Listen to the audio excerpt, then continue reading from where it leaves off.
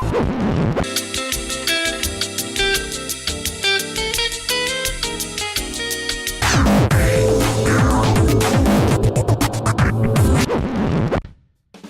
so you have a passing interest in retro gaming.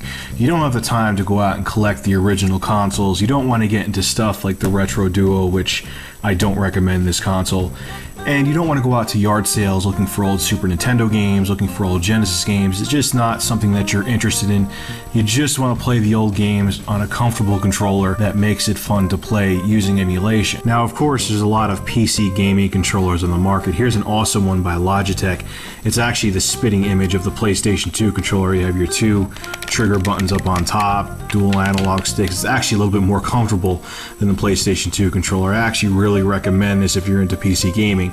However, for emulating the old school systems, it is a little bit awkward because the D-pad's a little too mushy, and honestly, it just, you know, if you want to use the L&R triggers for the Super Nintendo, these ones are too close, these are too far, and you don't play the games the way they were intended to be played if you use this controller. It gives you that not so fresh feeling. That was totally the wrong thing to say. Now, of course, the concept is nothing new. They've had PC gaming controllers in the past that emulated the old consoles. You would see USB Sega Genesis controllers or Super Nintendo controllers, so on and so forth. And they would be abominations like this Retro Duo. Now, granted, this isn't for a computer, but this is probably the worst controller ever made, even next to the Atari 5200. Like, this thing is so bad. Well, honestly, okay.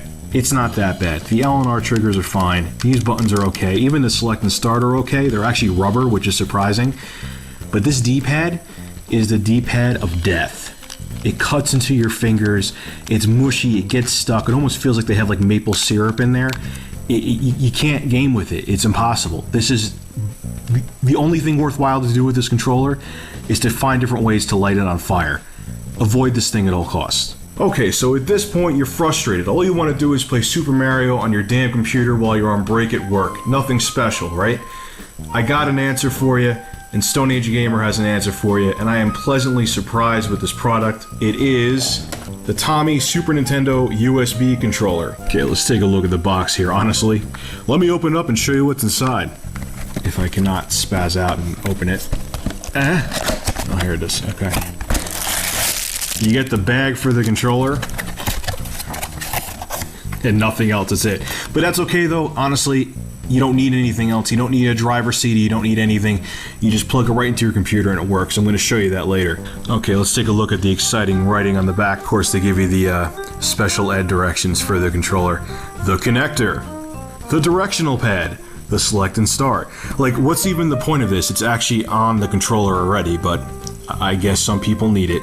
Okay, that was just me having fun with the box. Let's take a look at the controller itself. It's very funny. It's almost like they went into a Nintendo factory and stole the plastic casings for SNES controllers, because this thing is spot on. There's only one little thing with it that is different from an original controller. The directional pad feels just like an original SNES one. It has that textured feel to it. It's very comfortable, so if you want to play Street Fighter 2 and do Ryu's Fireball, or Ryu, I'm sorry, so no one attack me, you go like this. It doesn't hurt your finger like the Retro Duo controller does. The L&R triggers are nice and responsive. This one's a little bit mushy, but it never got stuck on me and it works every time. But they're fine, they work well. And here is the best thing about this, and a lot of controllers, clone controllers anyway, fail to do this. These buttons are concave and these aren't. That's sweet. So you could tell just by, you know, feeling them which button you're pressing. I mean, it's not a big deal, you would think, but it actually is, and it makes the controller feel a lot more authentic and a lot more comfortable. Like, they just nailed everything on this. The only thing they didn't nail is that these are plastic, not rubber. But who cares? Okay, you get to see my birds real quick. What I'm doing, I'm actually down in my kitchen. This is my kitchen computer. I'm gonna take the USB of this controller and show you how easy it is to install this controller. It really is. You plug it in and play. Like, it literally works like that. It won't crash your system like everything else on Windows. Ooh, a Windows jab right there. Uh-oh, uh-oh. Anyway, so you take it. Yep. One-handed doesn't really work too well. You plug it in. Your computer will make that bass little twang if you have Windows Vista. It's installing the drivers. and was already installed successfully. It literally took 15 seconds to do that. Now, just to prove to you this thing is a very legit clone controller, if that's even legally possible, I have a licensed Nintendo controller right here. This is actually made by Nintendo, or they got a really, really good company to make them for them. I'm going to compare the two of them and show you how well this one was made. I mean, let's take a look side by side if we can right here.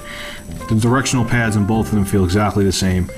And it's funny, now the original Super Nintendo controller, I got this aftermarket even though it's an officially licensed controller.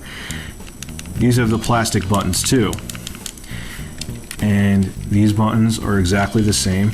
You know what's funny is that the Tomee USB controller looks more like a real Super Nintendo controller than the real Super Nintendo controller.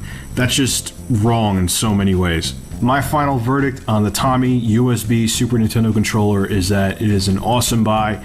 It's $14.99 US. I mean, I've played this with Super Castlevania 4, Super Mario World, Street Fighter Alpha 2, and it holds up just as well as a real Super Nintendo controller. I've also tried it with MAME. I've tried it with a Sega Genesis emulator. It's fantastic. I can't recommend it enough, and it's very affordable. Anyway, this is Rich of ReviewTechUSA. For more gaming and technology reviews, go to ReviewTechUSA.com. Thanks for watching.